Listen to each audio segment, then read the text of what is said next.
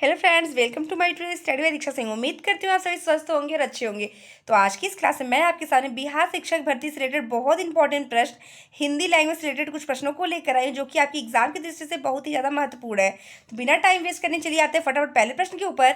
मृत्युंजय पद में कौन सा समास है? यहाँ आपसे पूछता है कि मृत्युंजय पद में कौन सा समास है। आपके सामने ऑप्शन है द्विगु, कर्मधारय, बहुव्रीहि, द्वंद्व। तो आपका ऑप्शन है जो सही होता है वह है आपका ऑप्शन सी, बहुव्रीहि समास। जहाँ पे किसी भी तीसरे का पर्सन, जहाँ पे भी किसी तीसरे का बोध हो, खास करके उस पर किसी देवता या राक्षस का नाम आता है तो वह आपका होता है बहुव्रीहि समास। द्विगु समास में क्या होता है, जो पहला पद होता है वो संख्यावाचक होता है। और द्वंद्व समास में जो होता है वो एक दूसरे का विपरीत होता है, एक दूसरे का विलोम होता है, जैसे माता पिता, भाई और बहन। तो ये आपका क्या होता है, द्वंद्व समास का उदाहरण होता है। चलिए बिना टाइम वेस्ट करते बढ़ते अगले प्रश्न की तरफ। अगला प्रश्न आज की क्लास में जो है वो आपसे पूछता है, यह पुस्तक किसकी है? वाक्य में रेखांकित पद परिचय दीजिए। यह पुस्तक किसकी है? तो यह यहाँ पे जो पुस्तक है ये आपका क्या है? यह पुस्तक एक आपका सर्वनामिक विशेषण है, एक वचन स्त्रीलिंग है या सर्वनाम एक वचन स्त्रीलिंग, गुणवाचक विशेषण या एक वचन या संबोधन। आपका उत्तर यहाँ पे सही होता है ऑप्शन ए, सर्वनामिक विशेषण, जिसमें पुस्तक आपका विशेष से है, एक वचन स्त्रीलिंग है। अगला प्रश्न आपके सामने है, विश्लेषण शब्द का विलोम होगा। विश्लेषण शब्द का विलोम क्या होगा? विवेचना, संश्लेषण, व्याख्या, विभाजित। तो आपका उत्तर यहाँ पे सही होता है ऑप्शन बी, विश्लेषण का होगा संश्लेषण। नेक्स्ट प्रश्न आपके सामने है, जिन वर्णों का उच्चारण करने पर दांतों पर जीभ लगने से होता है, जिन वर्णों का उच्चारण करने के लिए ऊपर के दांतों पर जीभ लगने से होता है तो वो कौन से होते हैं? कंठ, दंत, मूर्धन्य या अनुनासिक। तो कंठ वर्ग के अंदर क वर्ग आते हैं, कंठ के अंदर क वर्ग के सभी वो वर्ड आते हैं। दंत के अंदर आपके कौन से आते हैं? अकु विसर्जय नाम कंठ, ईचु ऐसा नाम तालु, रीटु रसाणाम मूर्ध और ऋतु लसानाम दंत है। ऋतु लसानाम दंत, ऋतु लसानाम दंत है। यह सूत्र आपका किसका है? दंत के लिए।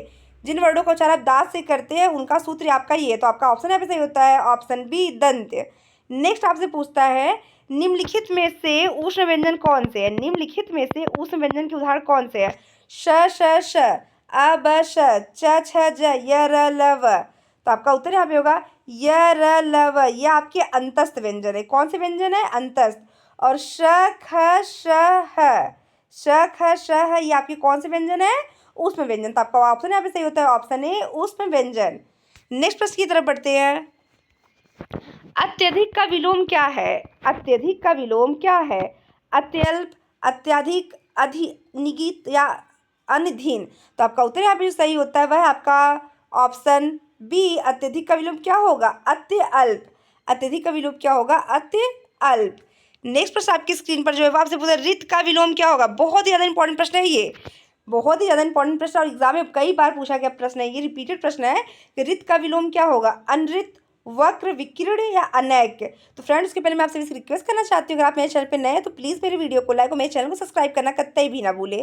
तो आपका ऑप्शन यहाँ पे जो सही होता है वह आपका ऑप्शन है अनरिक्त। नेक्स्ट प्रश्न आपसे पूछता है, संकल्प शब्द में उपसर्ग बताइए। संकल्प शब्द में आप उपसर्ग बताइए और बताइए कौन सी संधि है? स्वर संधि, व्यंजन संधि, विसर्ग संधि। संकल्प में कौन सा उपसर्ग और कौन संधि है? तो सम, शक, सन या सब। तो संकल्प का संधि विच्छेद होता है वह होता है आपका समधन कल्प। समधन कल्प। तो ये आपका यहाँ पे म है, यहाँ पे क है, तो किसका उदाहरण है? ये आपके व्यंजन संधि का उदाहरण है, ये आपके व्यंजन संधि का उदाहरण है। चलिए बढ़ते हैं अगले प्रश्न की तरफ। आपका ऑप्शन है यहाँ पे बिल्कुल सही होता है।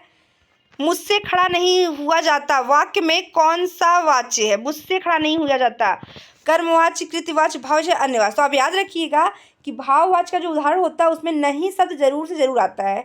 जो आपका भाववाच्य का उदाहरण होता है उसमें नहीं शब्द जरूर आता है। तो आपका ऑप्शन यहाँ पे बिल्कुल सही होगा, वो है आपका ऑप्शन सी, भाववाच्य। नेक्स्ट प्रश्न आपके सामने है, तद्भव एवं तत्सम का कौन सा मेल गलत है? तद्भव का मतलब बदला हो, तत्सम का मतलब समान। तो लौंग का लवंग होगा, आंत का अत्र होगा, लुनाई का लवणीयता होगा, आयुष का आदेश। तो आपका जो यहाँ पे ऑप्शन गलत है वह है आपका ऑप्शन बी, आंत का अंत्र।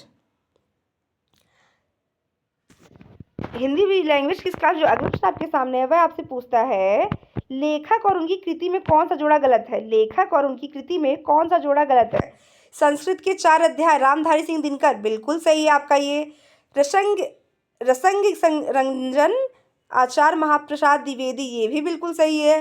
स्कंदगुप्त लक्ष्मीनारायण मिश्रा या अशोक के फूल आचार्य हरिप्रसाद द्विवेदी। तो आपका ऑप्शन जो यहाँ पे गलत है वह है आपका ऑप्शन सी, स्कंदगुप्त आपका होगा ध्रुव स्वामिनी। तो यहाँ पर अशोक के फूल आचार्य हरिप्रसाद द्विवेदी बिल्कुल सही है आपका।